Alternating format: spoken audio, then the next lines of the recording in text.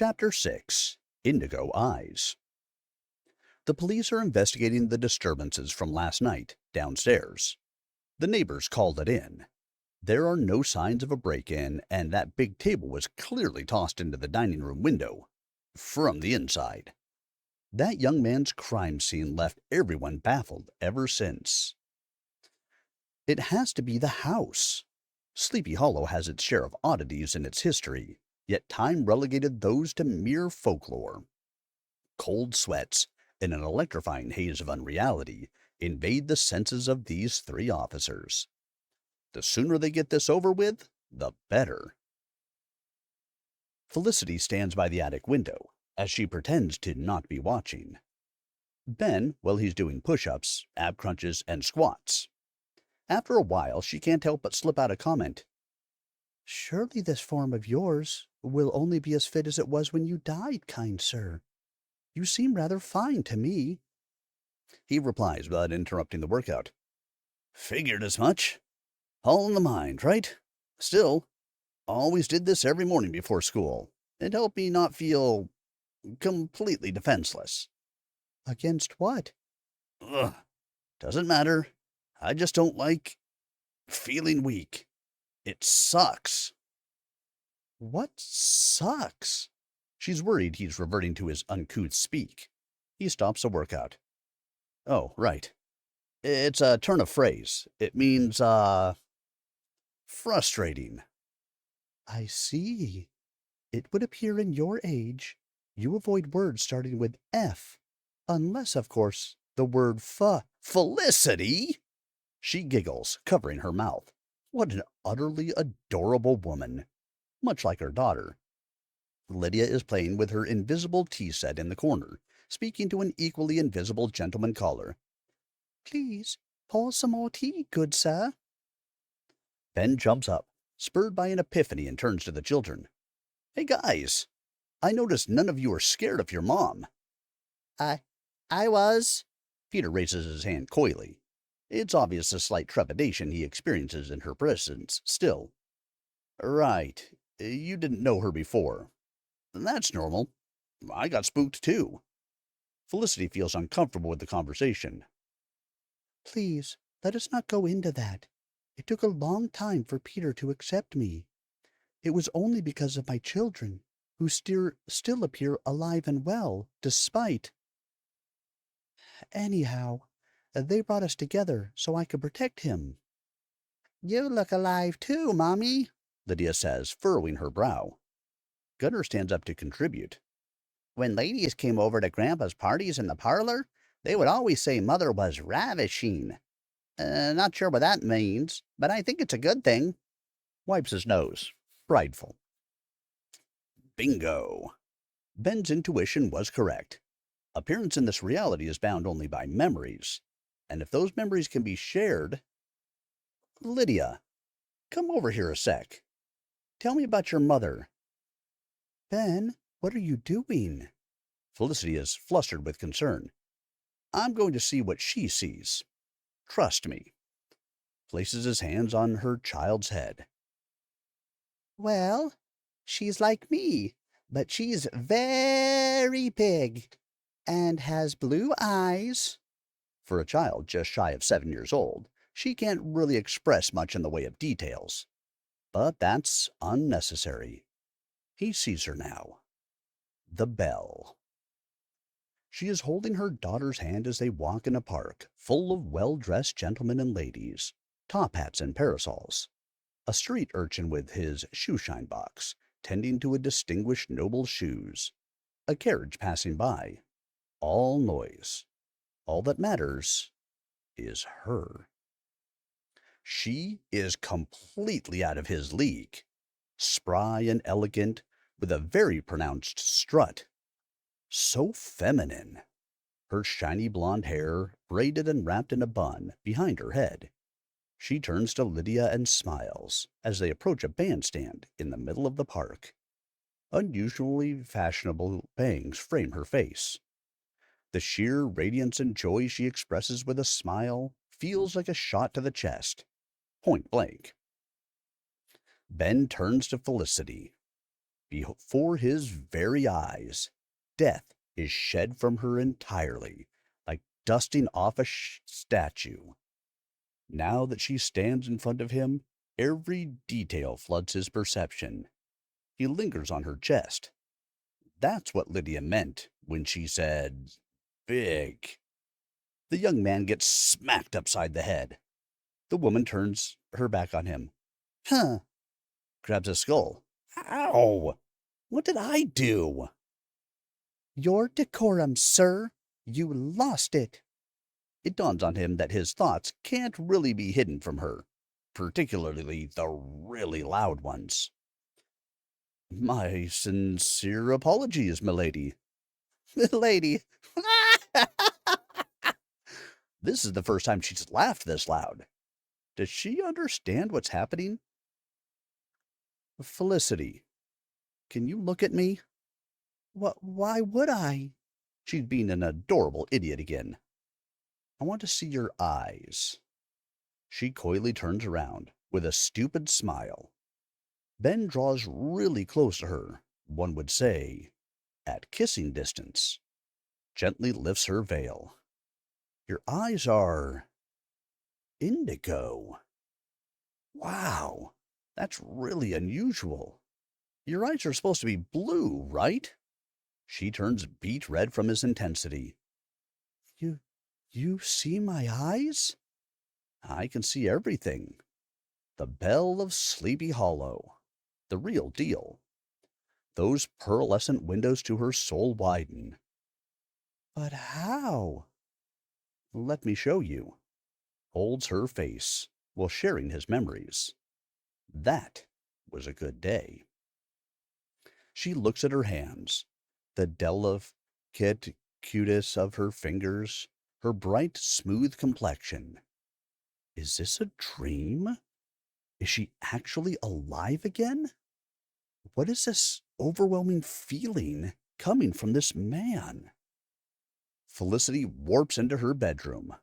Cops are still walking around. Their walkies spout indiscernible instructions downstairs. It doesn't even matter. Her heart is bursting out of her chest. He is so uncouth, so direct. Lets out a long sigh and collapses sideways onto her bed. A sudden image of his spectacled, handsome self appears. Squeezes a pillow against her face and starts kicking her boots up like an infatuated teenage girl.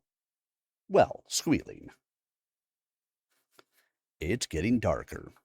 Felicity enters the attic stairway, carefully composing her Victorian dress and hair. Her bright, straight bangs are once again getting in the way. It's this bothersome veil. Doesn't need it anymore. Rips it off. Takes a deep breath, walks up the stairs. Upon entering, she doesn't see him. Where's Ben? The kids get up quickly and run to her skirt. Gunnar goes, You were gone. He went looking for you. Peter can't take his eyes off her face. Wow, you're so pretty, Felicity. She starts tearing up with a big smile. You're a very handsome boy yourself. Steps back and holds up her hands. Please stay here. I'll fetch him. Won't be long. All right, Mommy, Lydia chirps. A cloud of purple bursts where Felicity stood. Gunnar turns to them. I've never seen her this happy. Did something happen? Peter rests a hand on his shoulder. She's not creepy anymore, that's why. My mother? Creepy? How come? Peter sighs. Ben's right. You two really don't have a clue. The hidden garden draws upon the remaining luminosity of the fading day. Ben already looked everywhere in the house, but she's not there either. His face is scrunched up, all of stress. Felicity! God damn it, if they took her... Speak my name, and I shall appear, she proclaims in amusement. Oh, God! I was so worried. You can't just disappear like that. Warps to her, immediately holding her tightly. She blushes, softly shutting her eyes. Is it possible? That love can bloom even in death? Pushes him away. Sir, you really have to master your social etiquette. This is no manner to approach a lady. In your age, perhaps, this wanton affection is welcomed by women. But in mine, courtship precedes this kind of physical contact. Sorry, just a spur of the moment thing.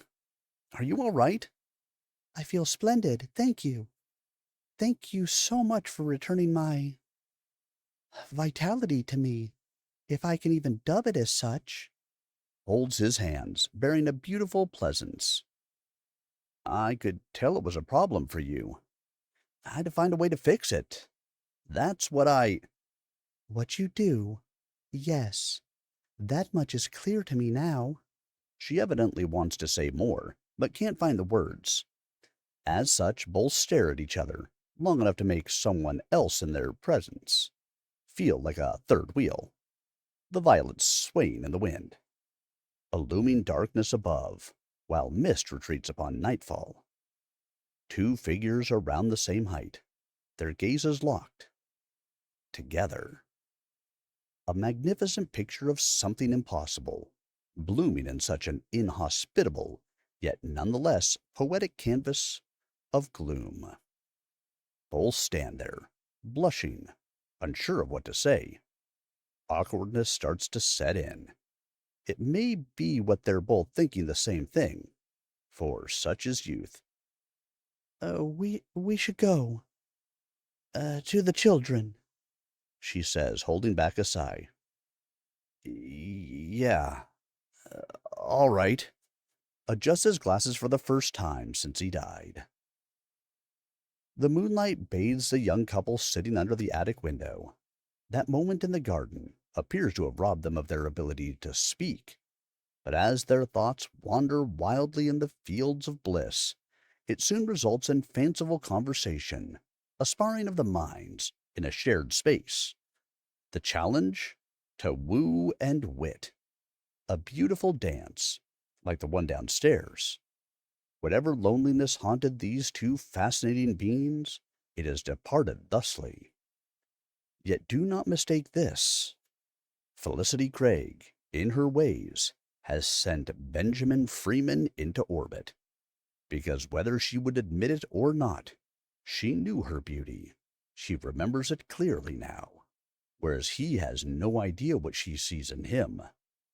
Let the games commence. I'm wary of your eyes, sir. You were looking at me while I was doing squats. I was. Oh no, I can't hide it. Dreadful. Only jesting, good sir. A smugness creeps on her lips. Their eyes are closed. You're seriously adorable. She turns away from him, flushed. This telepathy thing is like a private chat room, running on brain waves. Wait, what if your kids can log in? Awkward. You speak a foreign language to me, sir. Please explain. The chat room is, wow. How do I put this to someone from 1863? Um, okay. So there's this thing called the internet. It uses really long plastic wires, almost as thin as hair, and orbitable, devices way up in the sky to transmit waves. Think about it like the biggest encyclopedia that you can't touch going through planet Earth. People can use it at home on a thing that looks like a mirror, but shows you moving pictures, okay? The young woman is silent, even in the depths of her own mind. She's processing it quietly. Uh, okay. So the chat room uses that specific technology for verbal communication, in text or voice. So this is the evolution of the telegraph. My, yeah. So mankind must have improved, right? If they're so connected among nations. Look at me. What do you think? They stare at each other. I couldn't say. There's a part of you that seems to like trouble. I take umbrage. I'm sorry, Ben. Wasn't trying to. She truly is. Just kidding. He smiles. I don't care either way. Trouble found me early and often because I don't fit in. Even this thing with the dreams seems to be connected to what's going on. It's like I got promoted to Major League by playing a couple of days in Junior. It doesn't make sense other than fate is messing with me. It's like I'm being relentlessly tested. Adjusts his glasses. Ben, listen to me. Your strength is beautiful in this place. The rest of us just endure it. That is what we do. We don't share spaces with the unknown. We hide, fear, and sleep. To have someone I can share things with is so. To be understood. Yes, and you understand me. Instantly, like him. She regards him highly for this. Your dad? He let me marry Jack. He knew it was what I wanted, respected my wishes, and now he likely regrets it. It would be great if he was here. And my mom. You love her so much. She smiles in contemplation. Good old proper mama's boy. Proud of it. She was an amazing person who got dealt a really bad hand with my dad. Picked herself up, defeated poverty, and got sick. My deepest condolences. Closes her gorgeous indigo eyes. Thank you. I think she knows you. What? That was a quick shift. When I saw her, she looked at you. I think she wanted me to help you. Or at least, I'd like to think she did. Felicity's face sparkles in the moonlight, as her mind can't fathom whether she is sad or thankful. Possibly both. He breaks the connection. Holds her hand but gets pulled to her energy. As their spectral forms meld, she unwittingly lets out an erotic moan that reverberates through his mind. The three children are slack-jawed at the pair. Both get up hurriedly in a fluster. Ben gets smacked upside the head. Morning rises over Craig Manor. Ben comes down the entrance staircase. I'm still blown away by how accurate Foggy Hill was. There's really nothing but that mist outside. He steps through the door. Did I just taste wood chips? This is unpleasant. Spits out. Okay, that was a bush. Walks over to see the items they tossed out the attic window earlier. Here's the baseball gear, the armored war model, the bracers. Okay now, how do I carry these inside? A recollection of what Felicity said back in the attic emerges. Perhaps you didn't even consider whether it was possible or not. Ben looks at the attic window. How about a shortcut? He climbs up the face of the building, reaches the roof, kneels and phases through it halfway. Guys, got your stuff. Catch! Drops the model, mitt, and baseball. Gunnar and Peter reach out to grab them. Ha ha! It worked! Rather pleased with himself. Lydia widens her honey browns in surprise. He's such a funny adult. What are you doing on the roof, Ben? Can you go there? To see how much I can do. Turns out I'm a erected man. Ha ha ha! What is that? Gunnar asks. A superhero from comic books. Peter knows what those are.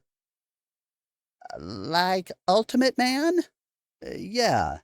Not as strong as him, but he's pretty famous in my time. As the four children talk about these things she doesn't understand, Felicity, who's sitting with her daughter, can't stop thinking about last night. He's a man. She's a woman. They live together, and as time passes, they get closer and closer. Her face is red. And that smile. Lydia notices. Mommy, why is your smile so silly? You thinking of a joke? Felicity pulls out her fan and shakes it vigorously. Her bangs like flight. Clears her throat. Nothing, Pumpkin. Let me pour you some tea.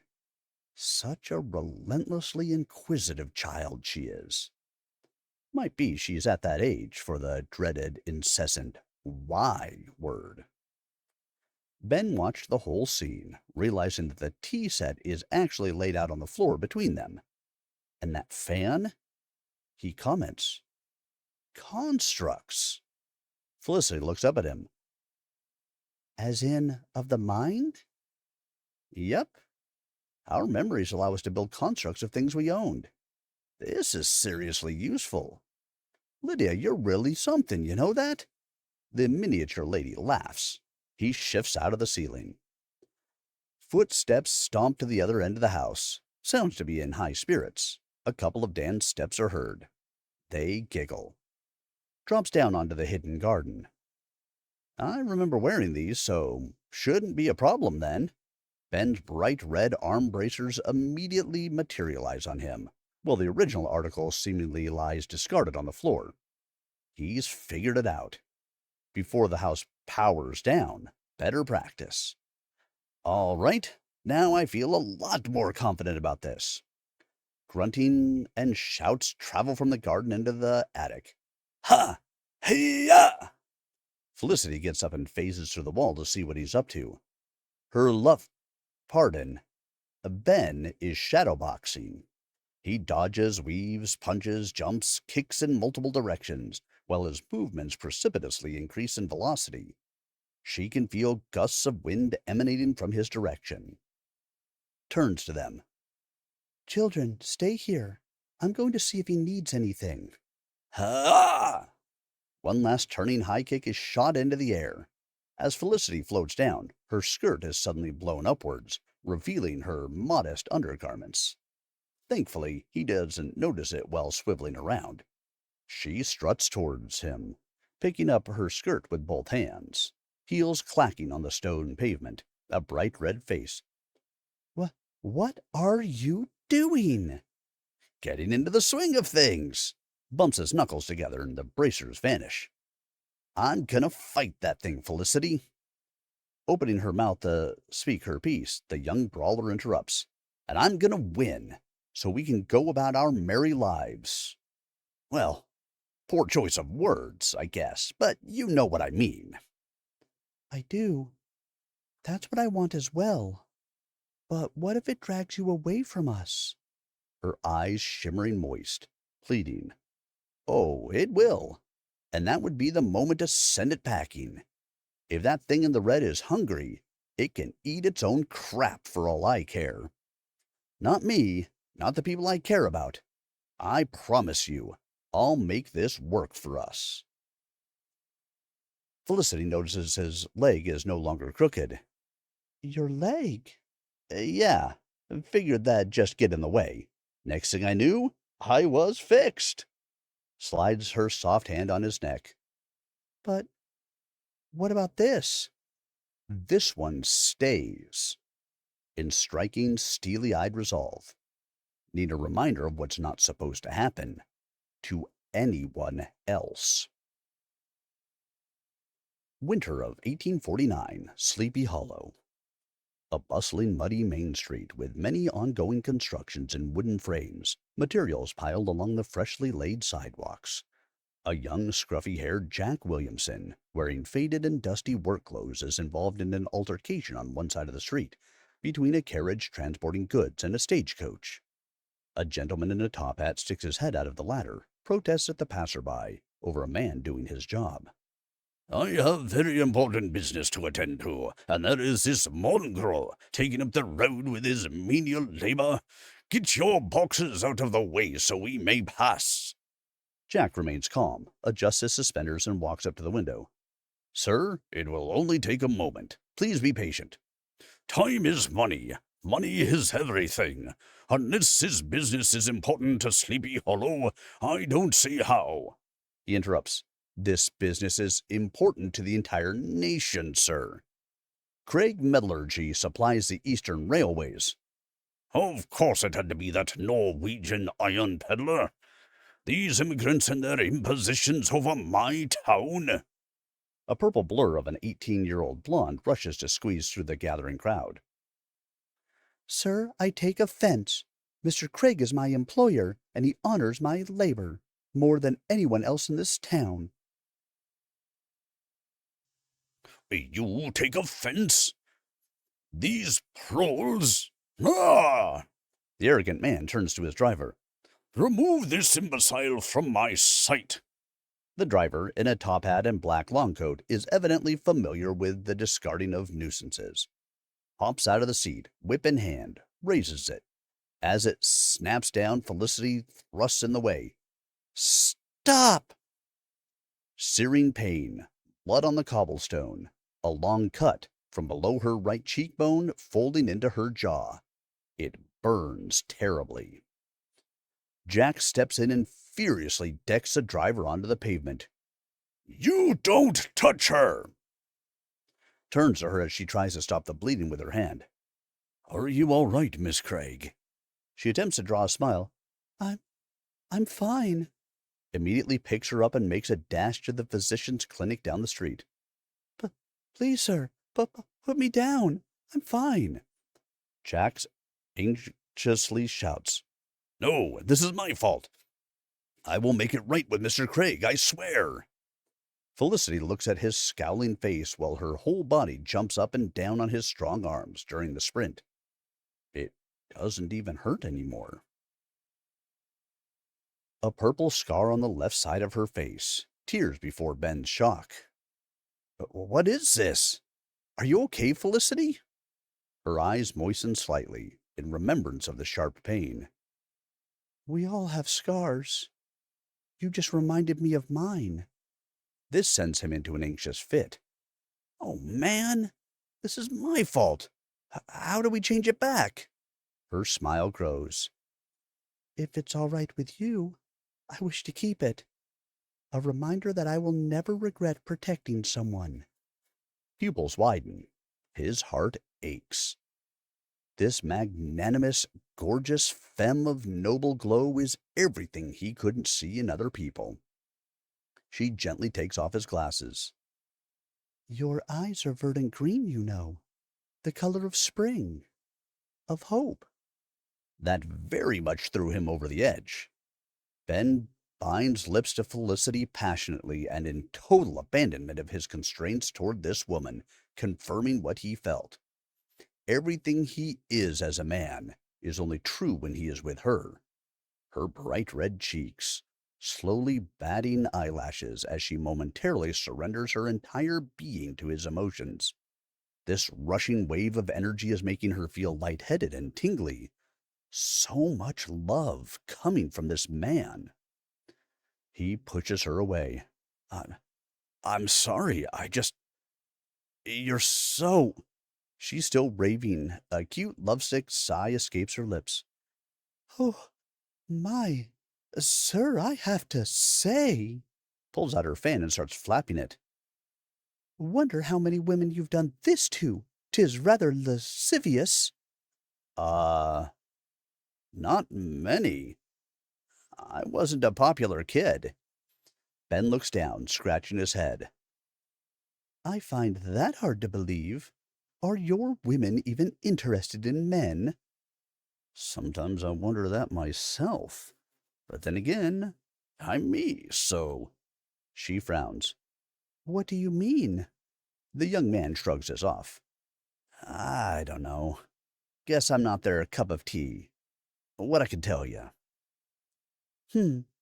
All this brashness aside, this lewdness. I believe the women of your age are idiots, and it's their loss, really. Have a good day, sir.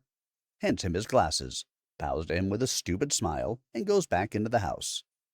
He is left standing in the garden, unsure. She liked it, right? The kiss flashes before his sight. Shakes his head, smacks palms on his red cheeks, making the bracers reappear.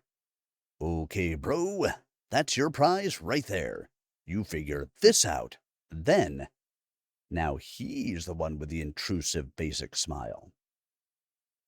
Amidst the flowing violets resumes his spectral training, with even more power coming from those moves as the shock waves ensue. Felicity is back on her bed, kicking and squealing. Suddenly, thunder roars. Springs off the bed, remembering her children get scared when this happens. Warps into the attic. Lydia is bawling. Wah, Mommy! Another one shakes a house. It's getting closer. It's all right, little pumpkin. It will go away soon. Are you boys all right? Gunner nods, trying to act brave, whereas Peter hides behind him and shakes. They all crouch down as another one hits. Felicity! I need help here. Ben's voice is coming from the garden, sounding wary. She phases into the wall and finds this most curious event. That silly man is running around the fountain, desperately trying to evade a crackling strand of plasma in pursuit, seemingly magnetized by his energy. She rushes to his aid, yet immediately realizes they're now both running from the thing. It's catching up, he shouts. Why is it doing that? What did you do? He looks at her funny. What did I do? It just came at me, like I'm a freaking Tesla coil. Another bolt of lightning crashes into the garden, absorbing both. They're gone. As the specks of energy disperse from this last strike, high up in the clouds, Ben and Felicity materialize. Way up there. Oh my God, Ben! Whoa! Okay, this is new. He laughs. How do we get down? She's panicking, not realizing that they're floating and her skirt looks like a hot air balloon. Hey, it's okay. You already figured it out. Look. She peers around, slowly descending through the cumulus cloud. Just think of the house and we should get there. See the roof? Yes, somewhat. Ben holds on to her as they come down. They're now both thinking about the kiss earlier, drawn to each other. Hearts are pounding, aflutter, flooded with pure attraction. Phasing through the roof, their lips are about to touch. Felicity's right-heeled boot gently touches the attic floor. They don't realize the three are looking at them with a grin. Ben and Felicity sit in a tree. The couple pulls apart, steaming in total embarrassment. Well, that was... Ben is fidgeting with his glasses nervously, whereas Felicity shakes her fan vigorously. Lydia has a mean-spirited grin. What were you doing? Nothing, Pumpkin. Lightning caught us is all. Ben's energy is off the charts. We got tossed up in the clouds. Ha ha! Ride the lightning. Yeah! This world is truly magical. And he's sharing it with her. I'm glad that amused you while I feared for my life. I'm sorry. What? Peered at her with a mocking grin. I see your point. It was amusing, I suppose. Well, children, please do not attempt similar things.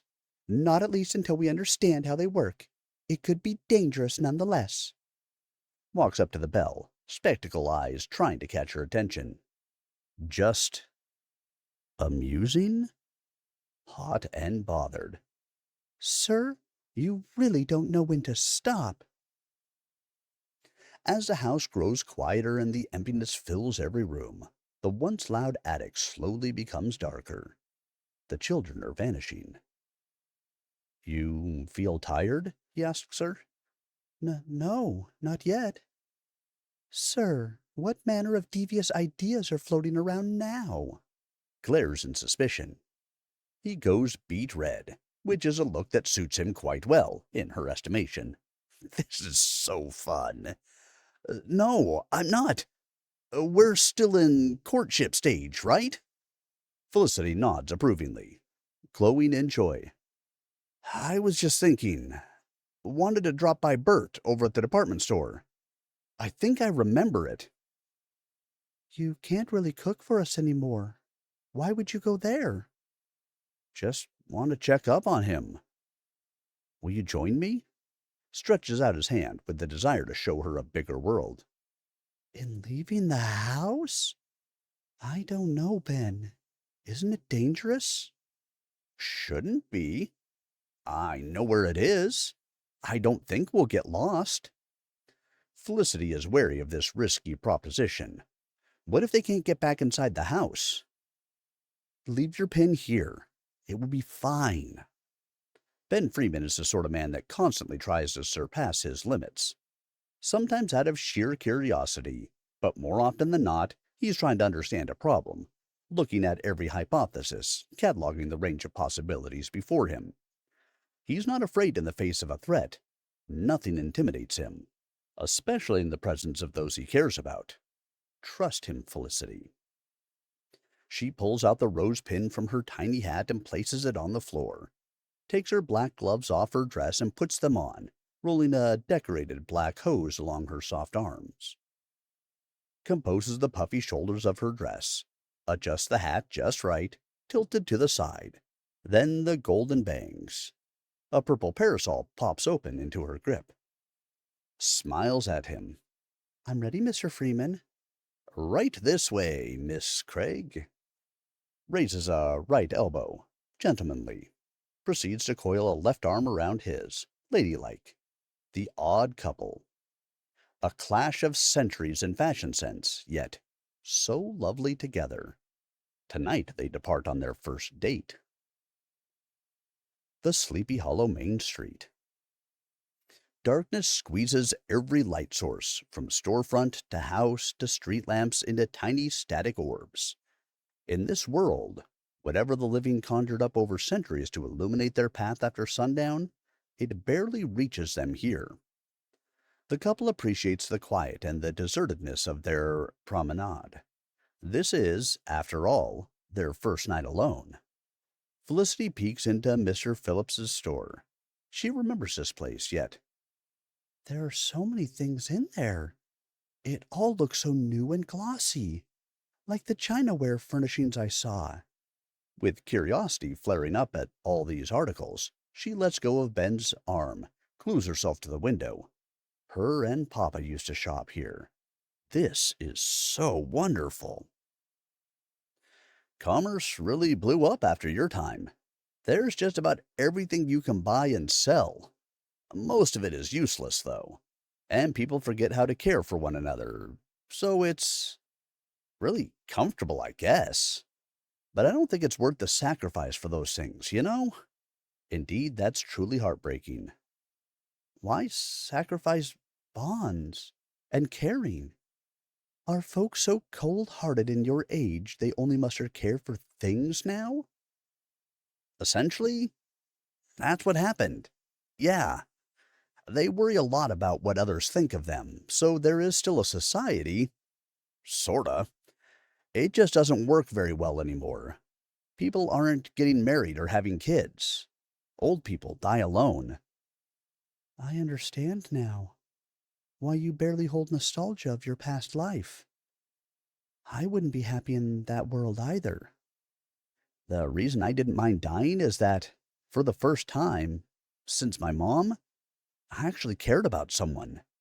That person just happened to be on the other side of death. Ben grins at the sheer irony of it. The Victorian belle is becoming fidgety with it from his smooth talking. Is that why you liked me, even though I was, you know? Still loved my mom when she looked thin, gray, barely alive, dying. Not much of a difference. The way I see it, you were going through your own pain. Couldn't turn my back on that. Felicity hugs him tightly. Should I be so bold as to claim that your place is beside me, Ben? He kisses her gently on the forehead. You should, yeah, knowing this is where he belongs. A lingering stare as a street lamp flickers. Was it the energy coming from them? Let's go inside. Come on. Takes her hand, facing into the store. So, chef, what will you be making for dinner? Giggles playfully. Uh, I could go for some grilled salmon with a nice potato and onion puree with some asparagus on the side. Felicity? Yes? Don't you miss food? She goes quiet. I mean, do you have memories of things you ate? I can think of a few things. I do. And the cakes I baked for my children on the same kitchen I was proud to see you use. It's been so long. Until you came into our home, it didn't even occur to me how much I missed it. Like we make constructs out of objects we used. Is it possible that I can think about a dish and make it? How would we go about eating it? Perhaps we don't have to think about it, whether we can or not. Shoots a winking hint. The belle's brow raises in righteous flattery. I see you pay attention to much of what I say. Every word. I'm the newbie here. You've seen how this place works for a long time. So I'm your student in spooky academia. Sir, this is very untoward. A teacher does not become romantically involved with her students. He chuckles. Oh boy. If you heard the stories about teachers getting it on with their students, you would really be disturbed. You're joking. This is staggering to her. Nah, it happens. Not common, but once in a while. This is, and just the mere thought about our age difference. Pacing back and forth. A man from a later age, with someone like her. Isn't he settling for these strange circumstances? Would he choose someone such as her if she was alive? What are you talking about? We're about the same age, looks like. Yes, but still. Ben warps to her with a kiss. She slowly slides her arms around his back, gripping him tightly. Her chest heaves, her rosy cheeks flare brighter, as their loving embrace kills off that silly conversation. It no longer bears relevance, that which separated their lives once. It doesn't even exist anymore. Ah, Ben. The fair lady struggles to regain her breath, as if she lives still. What are we to do about this? About us? We'll work it out as we go along. To be fair, being dead makes us a whole lot easier. Because we can't lie here. We can't put stupid things like money in front of it either. Looks to me like a winning formula for a relationship, come to think of it. It does. Rests her head on his shoulder. I only wish this peace I feel inside for the entire world. Me too, Felicity. They silently sigh in unison. She pulls away. Weren't we supposed to see Bert? Uh, it's probably late. He may be in bed about now, upstairs. Assuming the guy really lives here. I'll take a peek. Ben can see the staircase behind a glass door at the back of the store. He goes up and stops. Felicity lies in wait patiently for his return, albeit suitably troubled. Is he absolutely sure about what he's doing? Might be dangerous. He plainly standing there, motionless. Ben? What he sees, however, is a thick horizon light, like a sunset coming from a dying star. Cold. From one end to the other, countless shadows of people, many shambling in his direction. I'm lost. A distorted, unearthly voice comes out of these beings, repeated over and over. Others say, He's alive. Whoa, okay. Man, that's not good. He comes down and strides back to Felicity. Well, figured out why you don't leave the house. You saw the edge, didn't you? She seems to be relatively comfortable with the concept. Yeah, that definitely looked like the edge of something, all right. If you don't know a place and you go into it, you end up there, yes, and you won't be able to find your way home if you stray too far in. It happened to me after returning from the cemetery. Luckily, I ended up at the front door to the manor. At times, I wonder if someone was helping me find my children. Speaking of which, we should probably go. Make sure they're okay. Let me just do this thing really quick.